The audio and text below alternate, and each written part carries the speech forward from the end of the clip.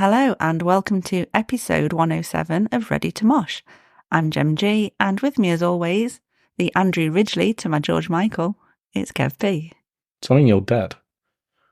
Oh, charming. No, I'm saying, is that what it means? No, it just means that we're kind You're of... more successful? Yeah. No. I was just trying to keep kind of festive, but not too festive, celebrating the fact that as we speak, we've not yet been whammed this December. Not yet. Still time. I bet by the time this episode actually goes out, we will have been. You know what? We'll go downstairs and there'll be something on TV. Probably. And it'll appear. Yeah. Like something irritating. I don't know. I was gonna quote Alanis and I can't even think. Like 10,000 spoons when you just want a knife. That's just poor cutlery organisation. It's very bad cutlery organisation. Anyway, that's a massive digression. So what we should really say is we've got another interview for you this episode. So we had a chat with Ed and Kieran from Vast Slug. Yeah, we did. We spoke about their upcoming album. Yeah. It's hopefully going to be out soon. Well, yeah. I say soon. It's not going to be this year, is it? It's somewhere in December. No, the EP that is already out this year. Yeah. Their merch, any controversies, all sorts, really. Yeah, very interesting episode. It was, so yeah. Shout out to Liam at Unearthed, as always, for sorting this one out for us. And we hope you enjoy listening. So we've got another guest interview for you today. We've got Ed and Kieran from Vast Slug. How are you doing, guys? Fine, thank you. Hi. Yeah, really good, thanks. Cheers for having us. Yeah, thank you. Okay, so the band has been around for a little while now. Can you just tell us a bit about kind of the beginning and how the band started? Yeah, we started in, I think it was 2018. It was originally myself and our guitarist Callum, just as a two-piece. I was in a doom band at the time, and I just wanted to do something like on the complete opposite end of the scale. Just really fast, really short songs, really obnoxious sounding, just really, really ridiculous. And that's literally what I said to him. I was like, can we just do stupidly fast songs, really, really short? And he's like, yeah. Cut to a week later, and they'd written like 2 or 3 songs, put some lyrics together, and released a couple of singles, put a music video out there. And then sort of fast forward to, was it last year, Kieran, that you and Phil joined? I think it's been longer than that now. Has it? I think it has, yeah. I think it's been about 1.5 years, 2 years now. Bloody hell. Is that it's long? Anyway, yeah. Cut to probably, a couple of years ago. And then get Kieran on bass and got another guitarist, Phil. And this sounds so much better. Obviously, the writing process is a lot better as well because these guys get involved. It's not just all on Callum, so all more different sort of influences in there. Definitely, yeah. Yeah, so that's one of the things I wanted to know about. What is the process for writing new music? Normally, Ed gives us a pre-written EP with song titles and says, write some songs. No, we normally just, when inspiration takes us, write some riffs. We send it across to each other, see what we think. Ed says more blast beats. We put more blast beats. and then, yeah, it just kind of goes from there, really. The band name then is interesting choice. Is that related to Bottom, as in the TV show? Fuck yeah, it is, yeah. I thought so. Yeah, we're both fans. Yeah, I'm surprised at how many people don't get it, but then I also think, I'm fucking old. And like Bottom was like what in the early 90s, I think, or early to mid 90s possibly. I had someone thinking that Vast Slug was like in reference to doing like a fat line of coke, like lining up a Vast Slug, and I was like, no, nothing to do with that. No drug reference. It's a lot more wholesome. It's Bottom because I fucking love it. Yeah, it's if I remember rightly, is it where they're on the fairground? On the Love Ferris wheel, yeah. Yes. It is. Where they have to hide because they've shot the gypsy in the eye. Yeah, that's the one. That's the one. We even done a Rick Mail and Black Sabbath t-shirt, like, you know, the Volume 4 t-shirt, the Black Sabbath one. So instead of Ozzy, we just had Rick Mail doing that. It really went down really well. Yeah, it went really well, actually, yeah. That's amazing. It's such a niche reference too. I really appreciate that. Cheers, man. Thank you. So I suppose we have to ask the obvious question. Robotron 5000. What was the decision to go down this route? Well, initially, because like I said before, it's a two-piece. We didn't have a drummer, so programmed drums, and sort of never really had any intention of doing any live shows. So it's never a problem. It's just going to be like a studio band. A mate of ours was doing a local gig, needed an opening band. They gave us a 15-minute slot. I was like, we've got 13 songs. We might be able to do 13 minutes at a push. So that's what we've done. And yeah, we was like, well, do we know any drummers? And we both said no. And we was like, well, just program them in, put them on a loop pedal and just put it through the PA, see if it works. It worked, and we're just stuck with it, to be honest. Okay, so you guys are in Norwich. So for what we know about the Norwich music scene, it does seem quite small compared to some other cities. How do you find it there, and has it been a problem with it being a smaller scene? I would argue since COVID, it's been the best it's ever been, since I've been a part of it anyway. People really kind of missed it. And you can go to a show on any day of the week now, and they're fairly packed out, regardless of the band and what day it is. And it's quite nice to see, actually. And it's also good to play to, because people seem to be craving live music. Yeah, I'd agree with that. It's especially for how small or how relatively small Norwich is. It is really, really nice to see such like almost like a community, and like an extended family. You know, go to a show and yeah, like Kieran said, see a lot of familiar faces. Sometimes you see new people, and it's just to know you can play a gig and know that you'll have all of your fans there. Yeah, it's really nice. It's really, really nice. Yeah. Yeah, it's good to hear then that it is picking up after COVID. Because I know after COVID we were like trying to go to every live show we could as soon as things opened up again. So yeah, it's good to hear it's widespread. That was, I think, COVID. Well, certainly for me was fucking grim, because we're a very social creature. So to be stuck at home, not being able to see anyone and not being able to do any shows, I didn't realise how much I'd miss live music, like really fucking bad. So as soon as gigs opened up, everyone just went out, and it's kind of everyone stuck to it. Like it's been brilliant. Yeah, it's really good. Yeah, it's kind of, I suppose it's kind of given a bit of an injection for that scene now, isn't it? Yeah, 100%. Yeah.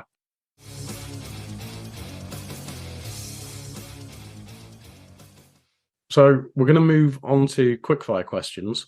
I have no idea what to expect for this. No, neither do I.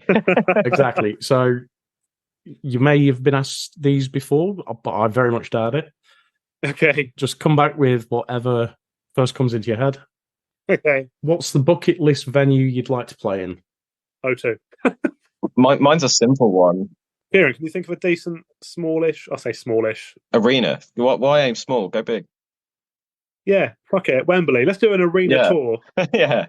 I'll get bucket. My bucket list for this band, I just don't have a specific venue. I would love to go and do a few gigs abroad somewhere. Yeah, that would be sick. Mine would definitely be waterfront downstairs in Norwich, because I've grown up watching so many bands I love there. If I got to play that stage one day, I'd be happy. That would be enough for me. But yeah, I'd love to play some arenas actually. if they're going, you know. A friend of mine's from Norwich, and I think he mentioned the waterfront.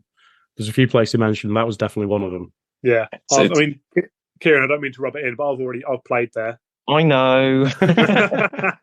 UEA would be the one for me, not locally. That would be good. Yeah. Yeah. If you could only eat one food for the rest of your life, what would it be? Pizza.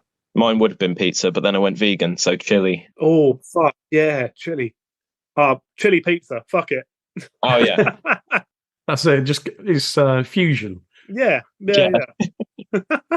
Do you have a hidden talent? Do I have any talent? There are hidden ones. Yeah. I reckon, Kieran, you must do.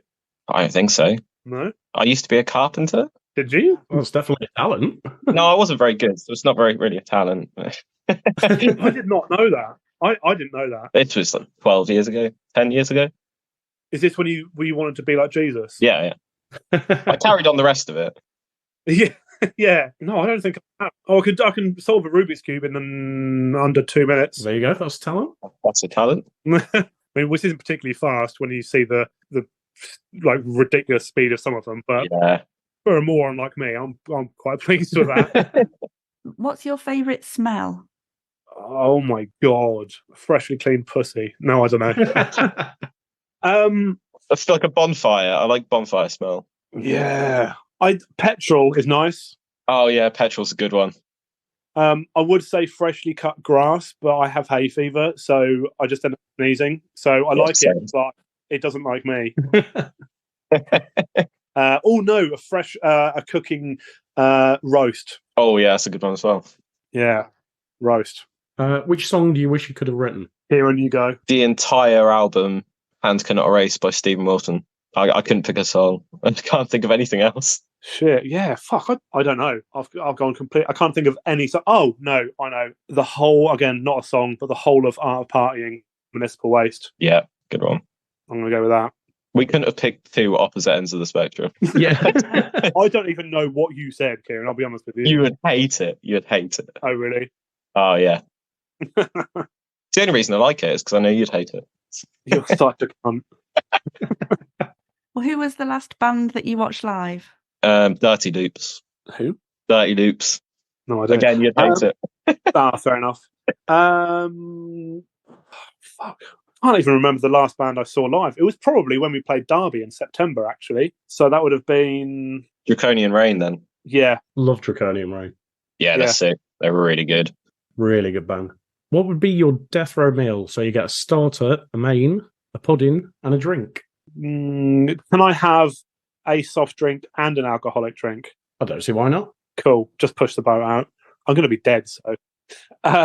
Starter, nachos with chili. Oh, yeah, that's a good one. Main, I'd have a roast with everything. Like a Christmas roast.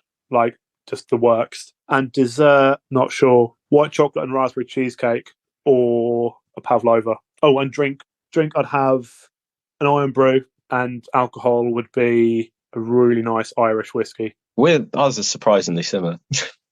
Really?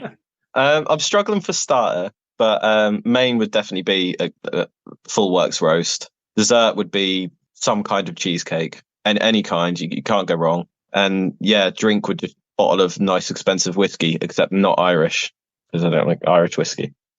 You're a fucking heathen. I know. There's a whiskey divide in the band then. Yeah, it comes up quite a lot. Causes quite a lot of problem. Yeah. He goes, I go, do you want a drink? Yeah, I'll have a whiskey. Oh, cool. What do you want? Jack Daniels. Oh, fuck off. I'm not that bad. Right, last quick fire question then is, if you could banish one song from the face of the earth, what would it be? Anything by Justin Bieber. That Whamageddon song. Oh, Last Christmas. Oh, yeah, I can't stand it. Oh. I heard it in November and I was done then. Oh, you got hit early. Yeah, I lost before I even started. That doesn't count, though. If you've not heard it this month, you're still going. I've heard it about 20 times this month. Oh, have you? Okay, fair enough. Well, I've still escaped it. Have you escaped so it? far, yeah. Lucky. Yeah, I'm still going so far. I heard it today. You heard it today? Yeah. It's going to haunt you. I know. Oh, every year. I'm going to play it for you in the summer. Oh, please don't. I might cry. Playing quietly in the background while you're trying to sleep. Yeah. What he'll do is he'll add it onto the drum samples and not tell me, and then we'll play live and it'll be on there. That's the sort of dumb shit I do, to be fair. Yeah. You completely lost it at band practice the other day because I put some little samples between songs and didn't tell anyone what they were. And it's just little samples from Always Sunny in Philadelphia. And I just completely lost it. I was not expecting it at all. It caught me so off guard. And I think I missed the first 3 songs. Yeah, I was just laughing. Hopefully I don't do that live, eh?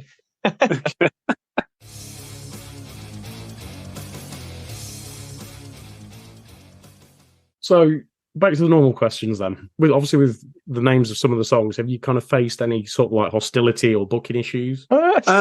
You? The biggest backlash we got, which wasn't even that much of a backlash, but I thoroughly enjoyed it, was when we released Madeleine McCann Can as a single, along with a T-shirt. Oh, and action figure. We released it on, I can't remember if it's on her birthday or the day that she was kidnapped.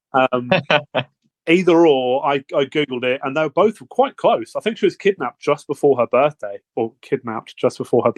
But I mean, I just assume her parents don't want to get her any presents, so it's like, well, but yeah, I think that was a bit. We got quite a bit of backlash from that. And, I didn't see any of that backlash. I didn't see anything online. No, I think that was before you guys joined. I think. Yeah, it was quite a while before, I think. But when I was listening to you anyway, and I never saw anything. But it was only on Instagram. There's a couple of people just disgusting and distasteful it was, and blah blah blah blah blah, all that usual shit.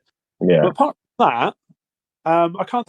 No, we've not had. No, I'm a bit disappointed, to be honest. We need to try harder and upset a few more people. Yeah, we need to make things worse, really. Yeah, I can't think. What have we had? Any other? There's a near booking issue, but that got sorted out. Yeah, we've been quite lucky, I think. But I think when people actually listen to the songs, it's not always as bad as it suggests. No. It's not what they're expecting. It's completely different. Yeah. It's normally a title to hopefully piss people off, and then they can hopefully have a go at me, and I'll go, actually read the lyrics because it's not what you think. Yeah. Wait, didn't you get someone complain about the Robot Wars one? I did. Yes, that was the first actual guy kicking off. I can't remember what the title. Shunt, Sergeant Bash, did a dead metal, and whatever the other one is in a orgy with Matilda, which was the first song I think we released. And this guy was messaging me, and there's a lot of backwards and forwards. It went on for fucking ages. And this guy being like, "That's disgusting. Rape isn't funny." I was like, one, it's not rape; it's an orgy. Two, it's with fictitious fucking robots, mate. It's, calm down. Yeah, I think that's definitely the worst we've had, I think. Yeah, and the worst and the most idiotic, getting upset about something that happened and isn't not even a made up rape. It's a made up orgy. No robots. I should put a disclaimer at the end of it. No robots were harmed during it. Some of your merch designs, then, they are quite similar to some famous brands. Has that ever kind of caused any issues at all? No, I don't know what you're talking about. Any similarities to brand? Ed is in charge of merch. It's purely coincidental. Any similarities to any brands you may have seen? No, we've got in zero trouble, which I'm very grateful for. I think we're a small enough band to sort of fly under the radar, to be honest.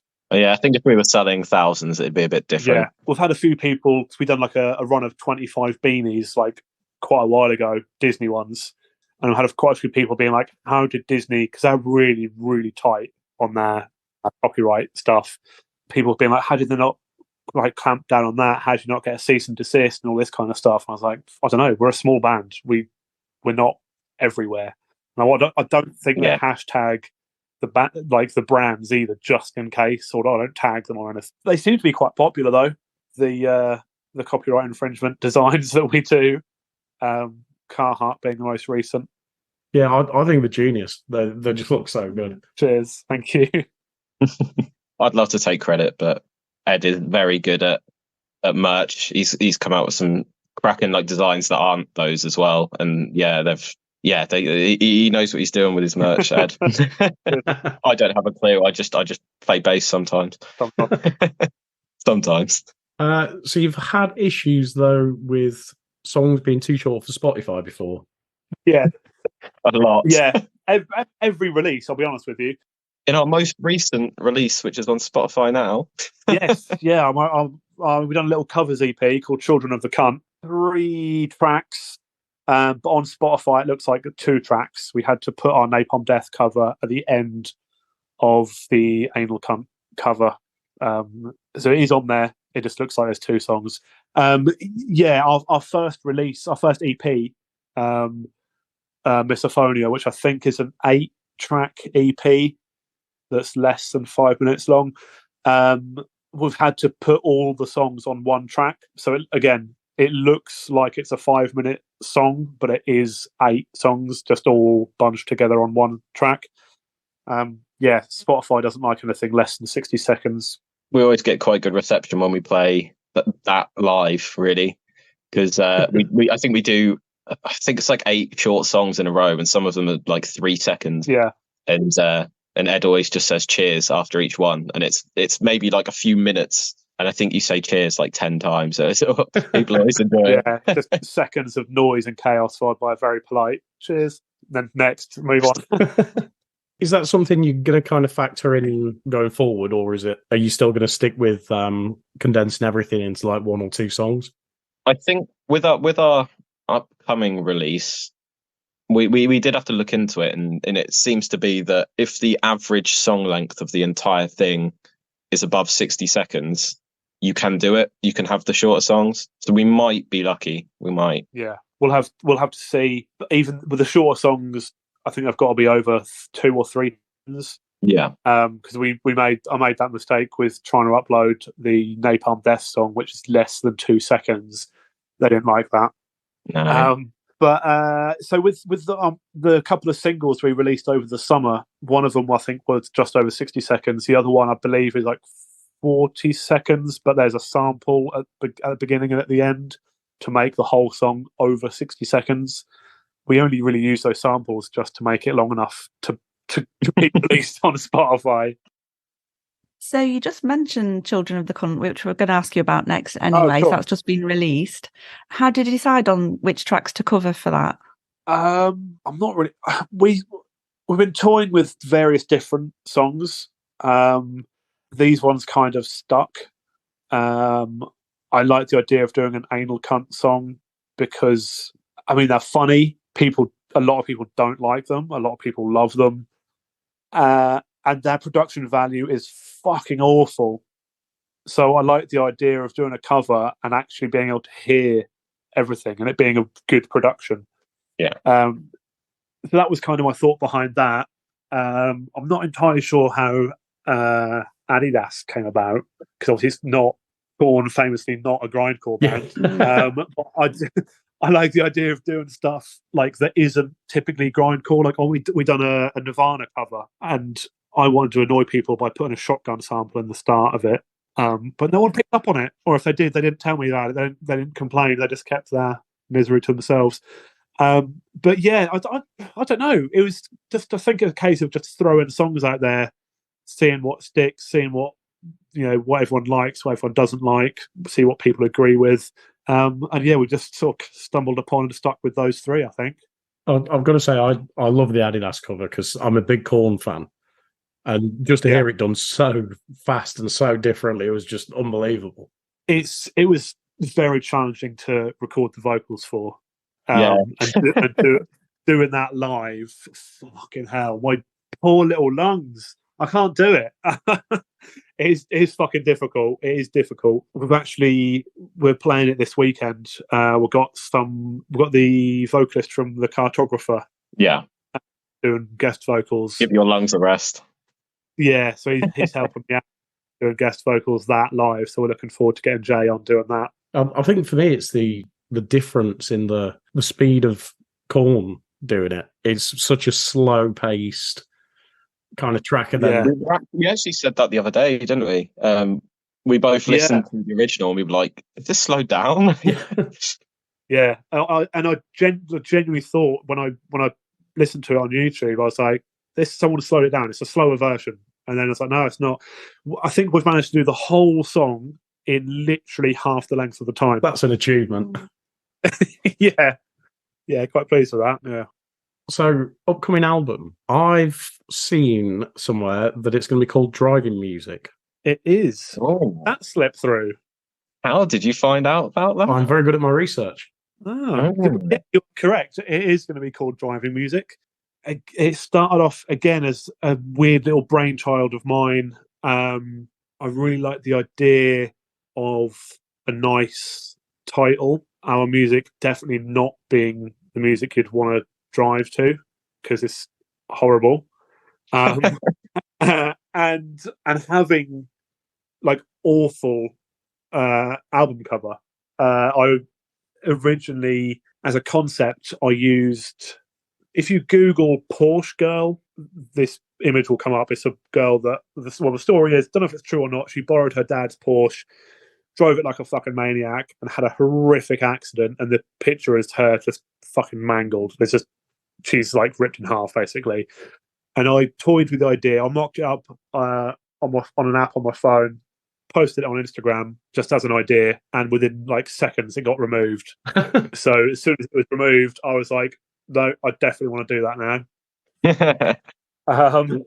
And then here, instead of getting getting an artist, instead of just using a photo from Google, should we actually get someone to draw something? So I messaged our mate Will Sparling. He's a tattoo artist, and we got together and just got some ideas rolling. And he sketched a few ideas, and it just got more and more disgusting the more we talked about it. And I was like, "Yeah, cool." And then he sent it over to me, and we just fell in love with it. I can't wait to show everyone. Definitely going to get taken down. Yeah, no, it's great. And so it's Tech Habilitation that you're playing at this upcoming weekend. Are you looking forward to it? Are you there for the whole weekend? Cannot wait. Yeah, we're going up tomorrow. So we'll be there definitely all weekend. I think we're gonna, because it's a bit of a trek from Norwich, we'll probably have to miss the last few bands on the Sunday, unfortunately. But yeah, for the most part, I'm there all the. Are you staying Sunday? Yeah, I'm staying Sunday night. Oh, fantastic! Oh, in which case, yeah. So half of us will be there all weekend. Some of us will have to sort of duck out early on the Sunday, but yeah, basically we'll be there all weekend. So very excited. Our set list is 30 songs, and we've got 30 minutes which to do them. Yeah, that is. Yeah, we realised that our last practice that is 30 songs in 30 minutes. Just you're cutting it as fine as you can, then. Definitely. Yeah. Like normally between songs, I'll just chat a load of shit, tell some jokes, and I don't have time. This time, it's literally just going to be start to finish. Say a few thank yous to a few people, and that's pretty much going to be it. Just start to finish, pure chaos. Yeah, we timed it at practice, and it was just non-stop. So it'd be fun, especially probably hungover. We'll be fine, probably. But no, I'm very excited. I've wanted to be playing tech events for a long time. I've been going to Tech Fest for years, and to play 2 events is awesome. And I get to see so many people I only ever get to see like once, twice a year sometimes. So yeah, it's going to be good. Can't wait. And I'm going to drink so much. It's not like you. No, you know me. On top of that, you've also got Colville Metal Invasion. We have. Yeah, excited for that. That lineup is real good. I'm going to say July. Did you say? I think it's July. Yeah. It's one of the hot J months. Yeah. Summer. Yeah, summer. That'll be really good. I'm looking forward to that. I think we've got Manchester that's just been announced in March, possibly. Yeah, we've got some really cool ones. Like we said this, like next year we wanted to play a few more festivals and go to some cities we haven't played before, and we've already got that lined up. So it's looking like a good year for us. Can't wait, to be honest. Yeah, album release as well, hopefully. Oh, hopefully. Hopefully that's all going to come off. Have you got a release date in mind for the album? No, in a word. We need to finish it first. We've not even finished it. We're not far off. No, we're not far off. We've got all the songs we know that are going on it. They're all recorded like to a demo standard. We're now sort of going through, re-recording everything and getting all the vocals down. We're hoping for a summer release. That would be a nice aim. Like July, August, maybe, I think. We can get it out earlier than that. We will. Yeah. And it's also. I do feel bad for the person producing it, because it's just like, here's 30, 40 really short songs. Good luck. He has said he really likes doing it though. Oh, that's good. Yeah. That's, Dave Glassman from Charybdis does the mixing and mastering. Fantastic. He does an incredible job. So yeah, can't thank him enough. Manchester in March. Yeah. Obviously, there's Colville that we spoke about next year as well. Yeah. What other plans on top of the album have you got coming up? Where can people catch you next year? Nothing that we can say, But we are looking to do like a few little weekenders, and I do want to play more shows up north because we've not done a huge amount. There's a lot of cities we haven't played that direction. I think I'd like to focus on them. Yeah, it would be good to go up north. We early next year are going to be doing a music video as well. Yeah. For a song that we can't disclose at this stage. We will also be doing a home headline show at some point. We don't know when, but that's the plan. Yeah, hopefully hoping to tie it in with like an album launch at the waterfront. Get 2 or 3 mates bands playing as well, and just have a big old fucking knees up, basically. Yeah, that'd be ideal, but that is a while away yet. Yeah. I think best thing is keep an eye on our social media stuff, and we always announce any release of music, any gig announcements, any announcements, all that shit, all on Instagram and Facebook and stuff. Well, Ed, Kieran, thank you so much for coming on. It's been an absolute pleasure. Thanks for having us. Thank you for having us. It's been great fun. Looking forward to the album, and hopefully we'll get to catch you guys next year on tour. Well, hope you enjoyed that interview. Don't forget you can find Vast Slug on all their socials. Just search Vast Slug. And, of course, you can find ours on Twitter or X, Instagram and the threads at Ready to Mosh Cast. We're also on Facebook, TikTok and YouTube at Ready to Mosh. Don't forget to give us a like, share, follow, 5 stars on your preferred streaming platform. And we'll be back soon with another episode.